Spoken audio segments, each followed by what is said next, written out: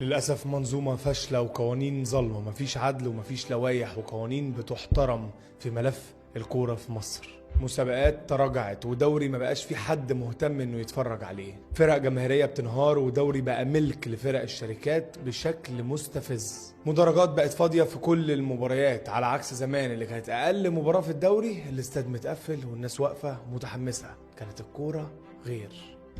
كمان عايز اقولك ان مسابقات محلية ما بتطلعش لعيب واحد من الاساس. عارف ليه؟ انها مسابقات فاشلة. منتخبنا الوطني بقاله 15 سنة ما خدش كاس افريقيا، وهو محتفظ بلقب 7 بطولات وهو الاول في افريقيا عشان ده كان زمان. دلوقتي احنا في فشل ذريع.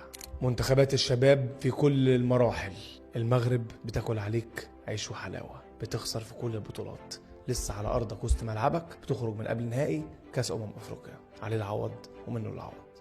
المنظومة كلها بيحيط بيها الفشل، مفيش لعب مالي نظيف. انقذوا الكورة في مصر قبل فوات الأوان.